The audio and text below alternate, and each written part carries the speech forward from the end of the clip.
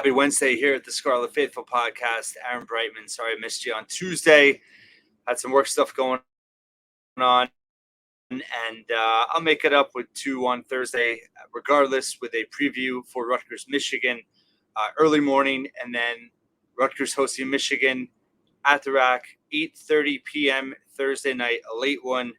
Obviously an important one to see if this program and team can bounce back after three straight losses, but wanted to talk about a few things in this episode, specifically starting with football, just the news as of late in terms of contract extensions of the assistant coaching staff, and overall just what it means as a whole for this program and where they're at.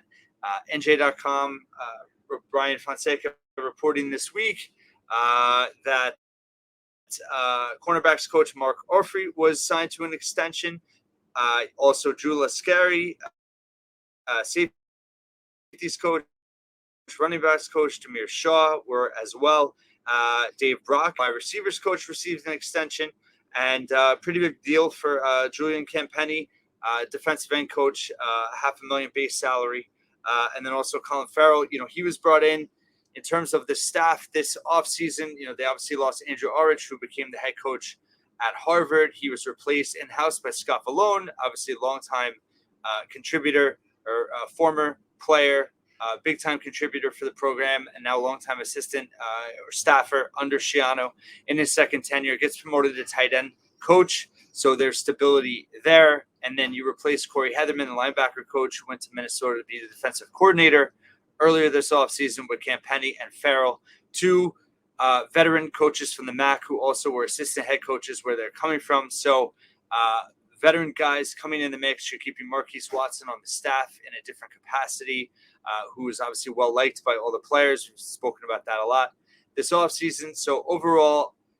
great stability with the coaching staff.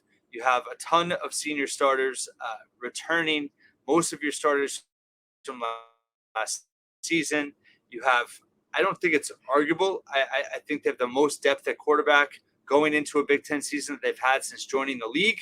Gary Nova obviously was the high water mark in terms of quarterback performance for quarterback, but to have Wimsett and Calic Manis going into the 24 season, you have two guys with valuable starting experience in the Big Ten.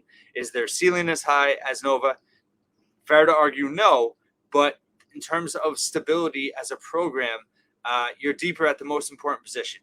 Can you get better results? Can you get improved play on a consistent basis in the 24 season? Remains to be seen.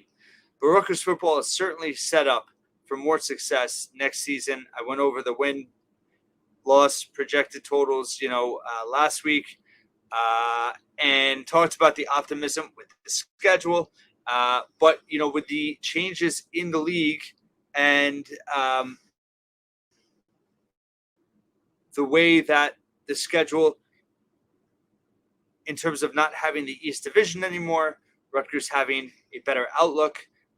And I talked about, not having a ton of lock wins, but a lot more winnable games on the schedule, right? You no longer have Ohio State, Penn State, Michigan.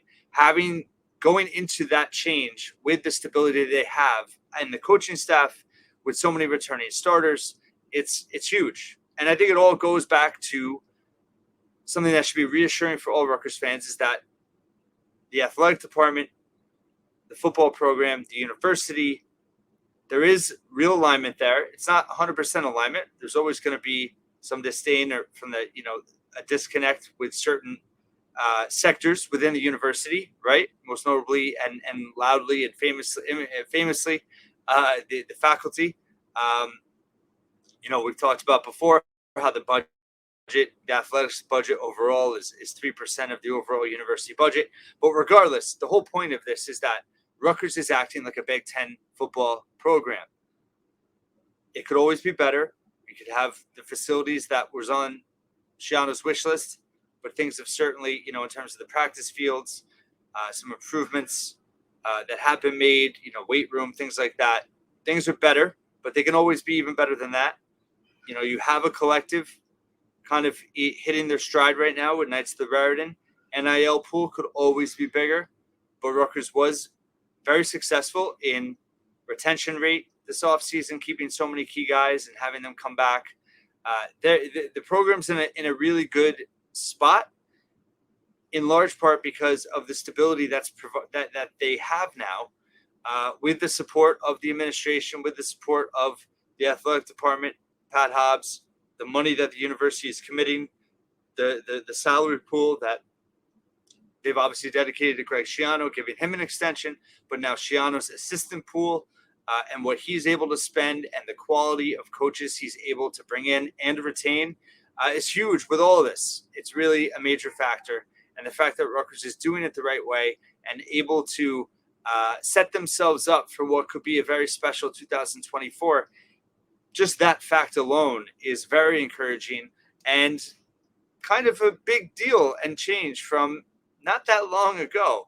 And I'm not even talking just like during the Chris Ash era, but, prior to that, even during the Schiano era, the support that he received wasn't as universal as I feel, or as strong. You have the governor of the state, who essentially got involved in terms of making sure Schiano came back. So there's a lot of alignment right now. Alignment's good. You could go back to Schiano's opening press conference when he was hired, talking about how everyone has to be on board, everyone has to help move the program forward, and you're seeing a lot of that now. So certainly extending assistant coaches, having a wide receiver coach to the level of Dave Brock, his experience level, his success level, keeping him around, obviously that makes sense. But just the fact that, they have the support, the financial ability to do that, it is a big step that I think that should be noticed. Spring camp about, a few weeks away at this point, will happen in March, and there's going to be lots of questions in terms of, position battles, what younger players can step up, players coming off of injuries, obviously the quarterback battle. But it's nice to know going into that there's a lot to know in terms of that aren't questions in this spring camp. Most notably, they don't have a ton of turnover on the roster. They don't have much turnover at all in the coaching staff. They have a lot of answers in terms of who's returning. Obviously, things could change after spring camp in terms of certain guys maybe losing or realizing they're not on the depth chart where they want to be and maybe transferring out. You can also add guys from the portal after spring camp as well. So plenty more activity still to happen in the offseason, but Rutgers football is certainly well positioned right now for 2024. Wanted to talk about a few sports in terms of track and field. They had the Big Ten championships this past weekend and had a lot of success. The women's team finished its highest ranking ever, 7th place in the Big Ten. You had Chloe Timberg, who repeated in the pole vault gold medal. She was earned a spot at indoors. The nationals coming up shortly. So NCAA indoor championships will be her second trip. You also had Alex Carlson win 2 events in the gold. In terms of 2 races, she won the 3,000 meter champion and repeated from last year, and also won the mile, which was her first win in that event. She did not qualify for nationals, but she has had a tremendous career already at Rutgers, and it's great to see the program have success on the women's side. You also had, Celine Jada Brown finished with that was a relay team. They ran a time, they finished 5th in the Big Ten. I think that was their best performance for that team ever. And in terms of the men's side, Sincere Robinson, he finished, he has his 3rd medal in the long jump. He won it the year before. He finished 2nd. He's going to nationals as well. So they have 2 athletes going to nationals from the indoor, and that's just huge for the program. Bobby Farrell has taken track and field to new levels, and the outdoor season, I'm really excited to see what they could do. Women's lacrosse has a huge game against in-state rival Princeton on Wednesday night. Both programs are ranked. They're undefeated right now, 4-0. Great start for Rutgers women's lacrosse. Cassidy Spillis off to a tremendous start, 18 goals in 4 games. Melissa Lehman has had a lot of success with the program in her short tenure, Had a little bit of a step back last year, but they're off to a really great start. If they can win tonight against Princeton, that would be big for them.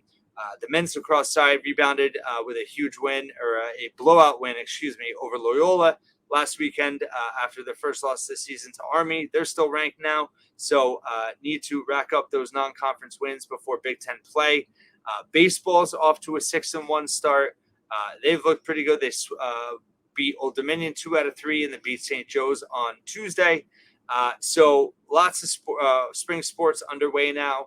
Wrestling, I'll have a regular season recap coming up with Eric Vesper later this week. And in terms of men's basketball, like I said, I'll have the preview early Thursday morning for Thursday night.